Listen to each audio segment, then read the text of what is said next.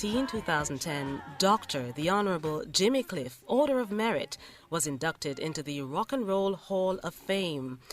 He is best known among mainstream audiences for songs such as Sitting in Limbo, You Can Get It If You Really Want, and my personal favorite, Many Rivers to Cross, from the soundtrack to the How Do They Come, which helped to popularize reggae across the world, and his cover of Johnny Nash's I Can See Clearly Now from the film Cool Runnings. And so this morning, we speak with none other than Dr. the Honorable Jimmy Cliff. Good morning. How are you?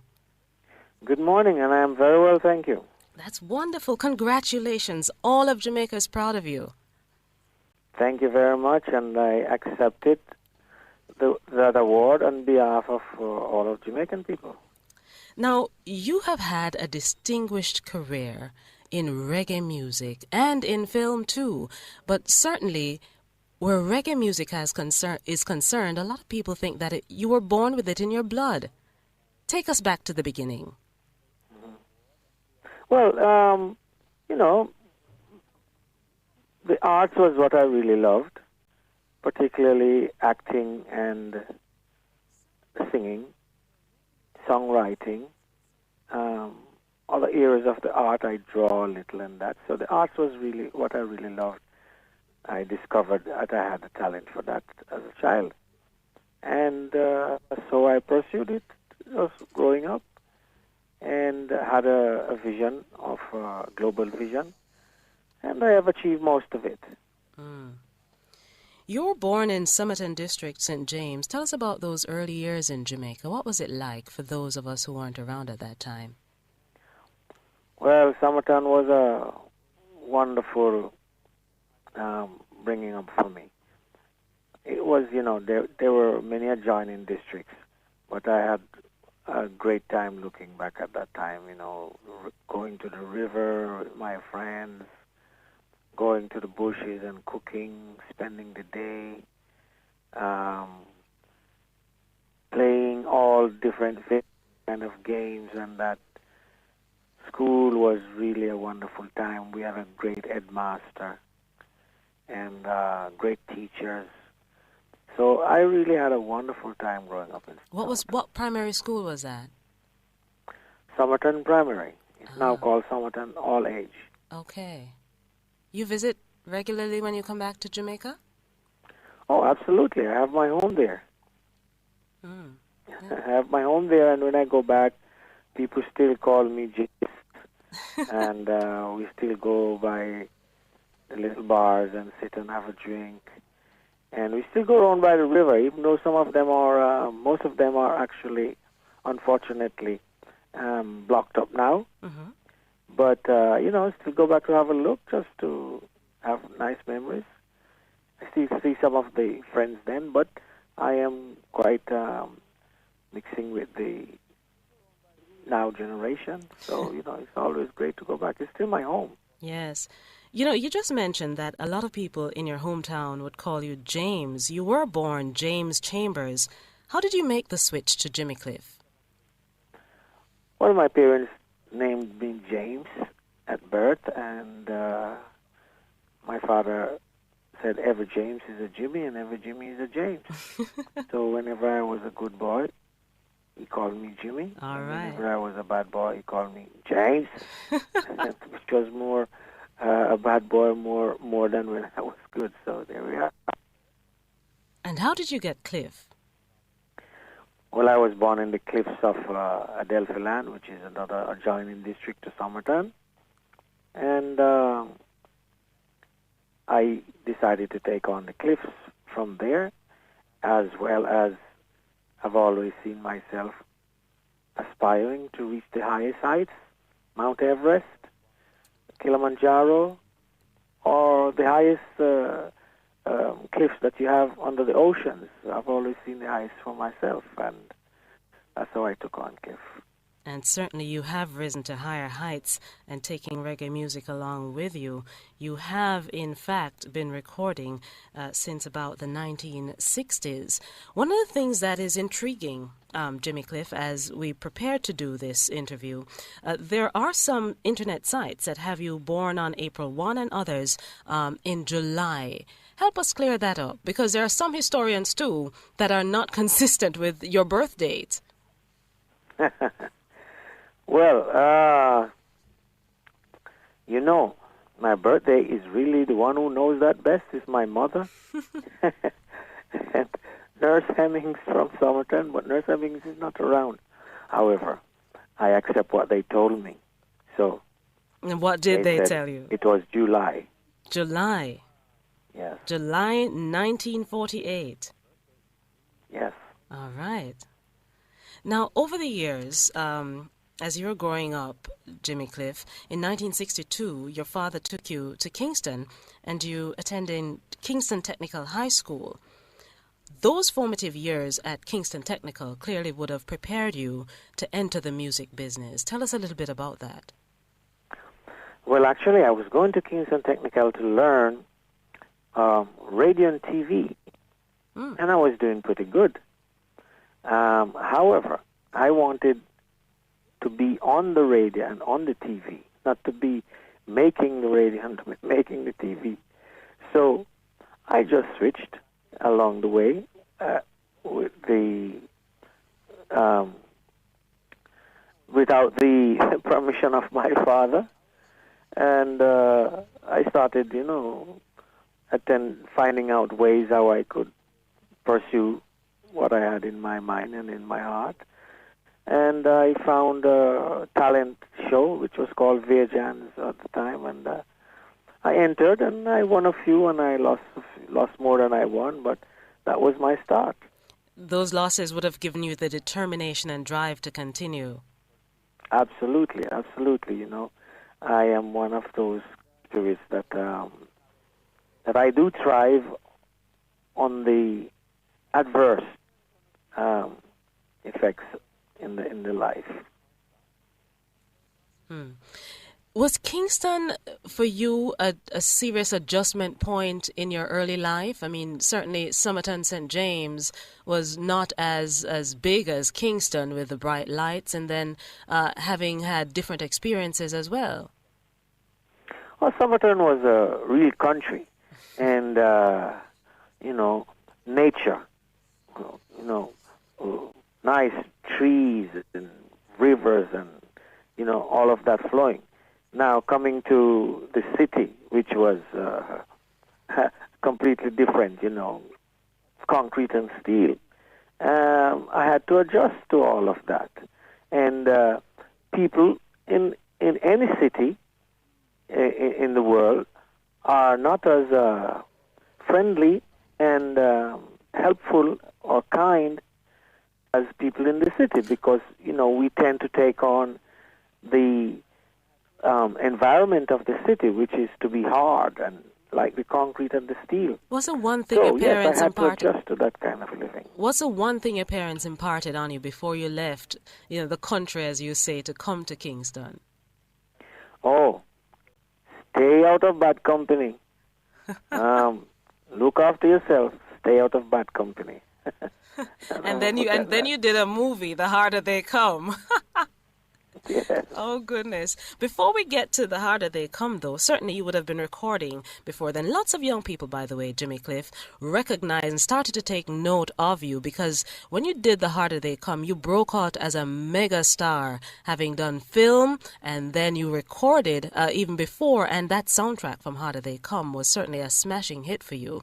But before we come to speak about all of that, so that the younger generation can understand, you'd have been recording before A Harder They Come. What are some of the earlier moments in terms of being in the studio with some of the key producers that you worked with? Okay, so my early part of my recording career, I had hits with a producer, Leslie Kong, who was actually the sole producer that I had worked with before I left Jamaica, because I had tried every other producer and didn't get an opportunity from any of them, maybe except for one or two, which were not like major producers, but they gave me an opportunity to record my first songs. So, however, my first hits were with Leslie Kong, Beverly's Records. And those were like Hurricane Hattie, Miss Jamaica, King of Kings, One-Eyed Jacks, and, a few more. So those were before I left Jamaica to go abroad. That was at age 14. Yeah, between 14 and 18. All of those years that those hits came. That would have meant that you stole away from school and went into the studio. And how did you manage school and going to studio and then producing hits like Hurricane Hattie? So that was the thing. I mean, I decided after I did like 1 year or about 2 years, I think, a year at Kingston Technical, I decided not to go back to the dismay of my father. Just like that? Just like that. And he said, it was really like a hard time between us. So, however, evidently, I succeeded. So I took the right step and made a way. So how did you make your way, a 14-year-old saying, I'm not going back to high school, I'm taking this on as a career, even though my parents do not approve of what I'm doing? Yeah, I think in life, most of us will make a decision at some point in time in our life. And having realized that this is what I can do when in school, the singing, acting, performing, all of that. When I got to Kingston, that was my dream, to go to Kingston, to realize my dream, because that's where everything was happening. And so I just made a decision. It was already in my mind.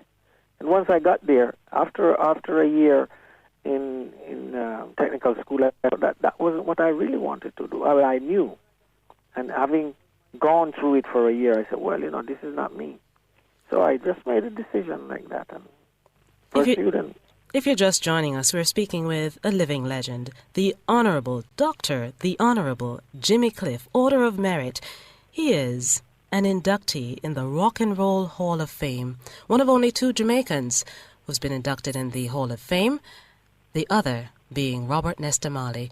We'll talk more with Jimmy Cliff after this break. Certainly we'll speak with him about his collaboration with other Jamaican artists and, too, that smashing hit, The Harder They Come. Well, they tell me of the pie up in the sky, waiting for me when I die. Grace is giving shoppers discounts on over 20 of your favorite Grace products when you cash out at participating supermarkets. The time by Grace Good Move is 8:37.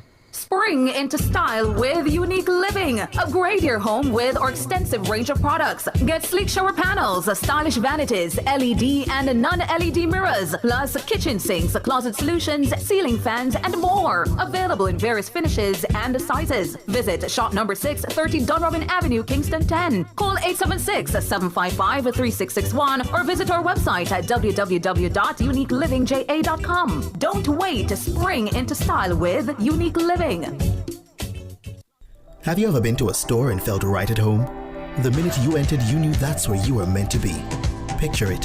The dedicated warm staff greet you with a smile, show exceptional professionalism, and still make you feel like family. Heights. Now, Jimmy Cliff, before the break, I was telling you that the now generation, as you refer to, would recognize you as a megastar, having watched the film The Harder They Come, that smashing hit.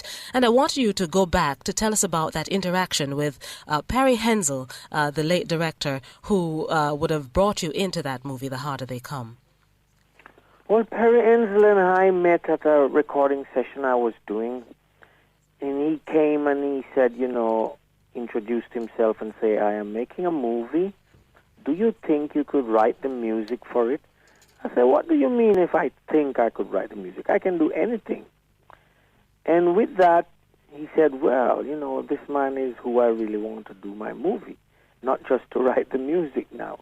So the next thing I knew, he sent me a script, and I read the script, and I was familiar with the character, Reagan, Ivan O. Martin. Yes. I had heard about him when I was quite a child.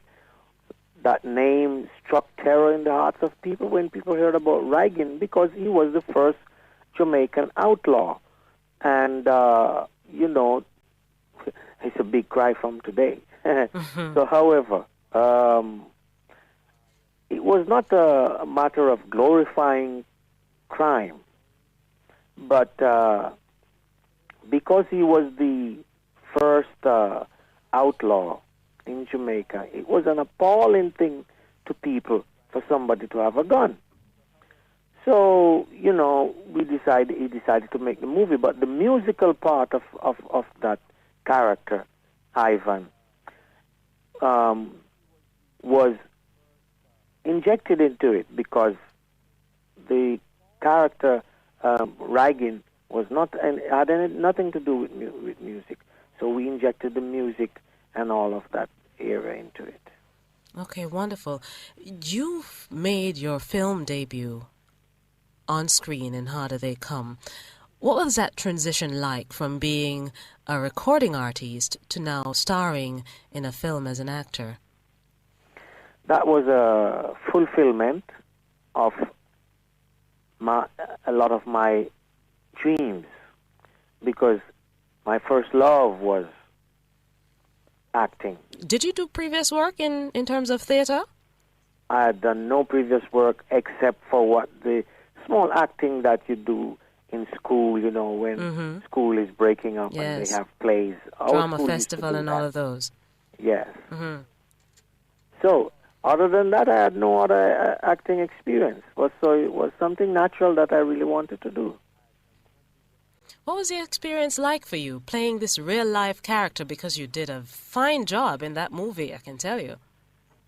Well, thank you very much. The experience was satisfying. Like I said, it's something that I really wanted to do. I wanted to act. And having the experience to act in a Jamaican movie with a character that I know, the great thing about acting for me is able to play someone else other than yourself. So that was a great experience. And the smashing hit, The Harder They Come, came from that movie, The Harder They Come. Tell us a little bit about the writing process for The Harder They Come, that song that so many people love. Well, the song was the only song that was written for the movie. All the other songs were songs that I had previously recorded. Except for also Sitting in Limbo. So Sitting in Limbo and The Harder They Come were songs that I wrote during the making of the movie. But The Harder They Come was written specifically for the movie, and Sitting in Limbo was just written for another album I was creating during the making of the movie. So,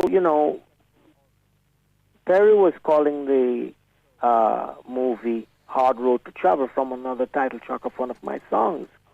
But along the way, he changed and said, why don't we... I don't remember how the title come up, How Do They Come? He said, that's what the character is saying. And I said, oh, brilliant idea. So I just started writing a song, and, it came out. Do you find it difficult to write music? Well, music is an expression for me of my feelings, my experiences, and echoing the echoes of what is going on in the society.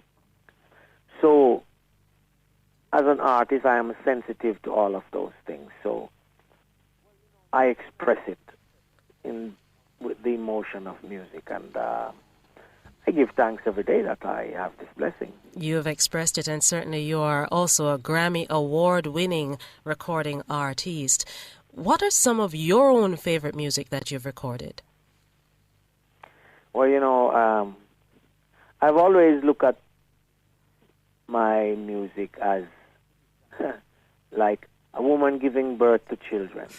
So it's not that you don't love all your children, but you seem to always want to give the most care and attention to the last child, which eventually will need the most care and attention because it's the youngest child.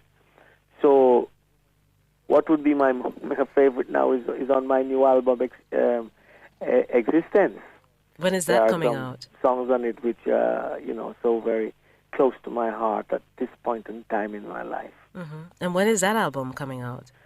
Well, that album, I am expecting it will be out in the summer, between May to August, means from spring up to summer. So, but we'll be putting out some singles from it before. Okay, wonderful. So the album may not drop until like maybe later part of the summer, July, August, somewhere there. We here in Jamaica haven't seen Jimmy Cliff perform in years. You certainly no longer reside in Jamaica. You visit. Oh, absolutely, I do. You reside. I do. This. There was only one period of my life when I didn't reside in Jamaica, and that was the period when I lived in England. But Jamaica has always been my residence, and like for the past 20 years. Wow. But the fact is that I do travel a lot. Yes, So most people Brazil, don't know. France, I still have my home and in other Somerton, places. and I have a home in Kingston as well. Yes. So, but Somerton is where I consider my home. Ah, okay. But you certainly have traveled the world, and you live in all different parts of the world. You've done that already. Oh yes, I live in different parts of the world, and some of my favorite parts is like Africa. I've like lived many times in different parts of Africa, and parts of Europe too. But I tend to love Africa more, maybe because it's more similar with the lifestyle of Jamaica. You likened doing music and you're talking about your favorite music to a woman giving birth. Certainly you have had several children. Tell us about your children and the loves of your life, whether there be your children or other things that you're passionate about. All the children are mine. Our African way of living is every mother is a mother, every father is a father. And the way I grew up in the country was, if I was going along the street and I need something, any one of the elders would give it if they have it. If I do something wrong, any one of the elders could catch me and scold me. So, this is how I grew up, and this is our ancient African custom. Every mother is a mother, every father is a father. So all the children are mine. When I go to whichever part of Jamaica, a child might be looking to me for a kind word, a good advice, maybe a bus fare, maybe more than that. But whatever it is, it's what you do as a father or as a mother to the young ones, because they are all our children. So all the children are mine. And how are they doing? Well, all the children that I see, maybe over here in New York or in London or in Africa or in South America, whenever I see them, all the children, they are mine, whatever part of the world they are. When I can say how good are they doing is when I see them. I don't know. And how many children? I mean, all the How children. many children did you father, though? That's the point. I father them all. I'm a father. A father is a father to all. A mother is a mother to all. You converted to the religion of Islam. What led you to that?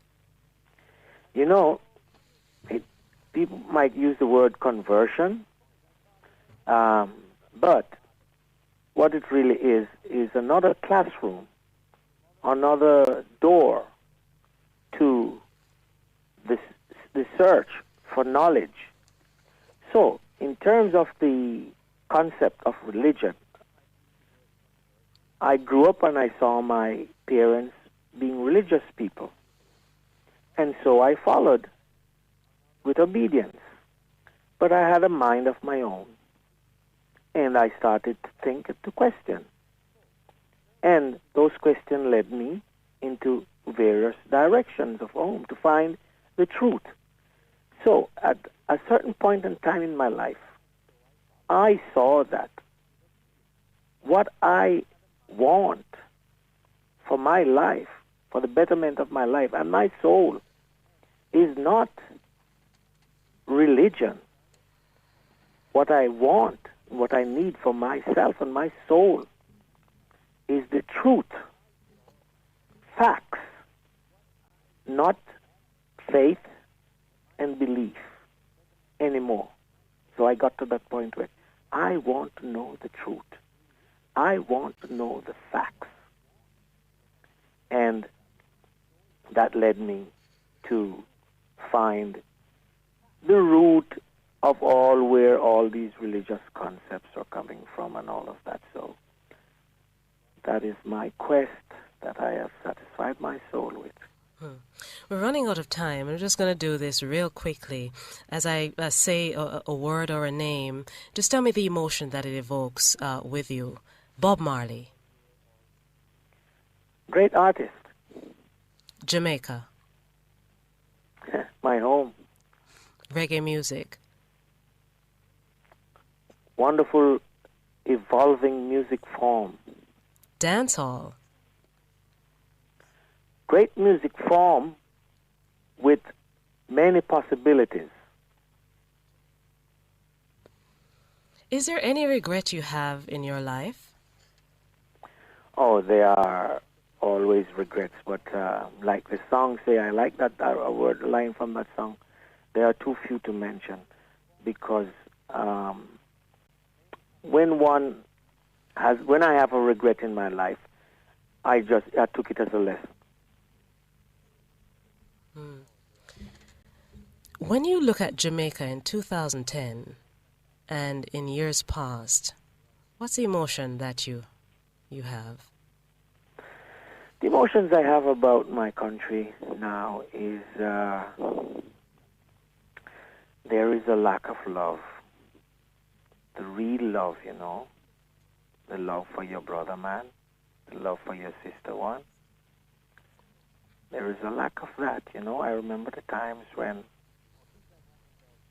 the love was overflowing and we didn't have as much crime and violence like we do today. And it's a lack of love. It's not just saying the word love, but it's manifesting it from the depths of our heart like we used to do.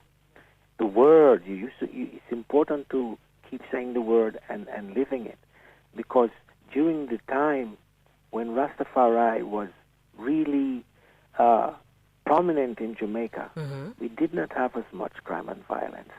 And the essential word in Rastafari was love. Love again, brother man. Love again, sister woman. And so I am saying to all of Jamaica, blessed love to all.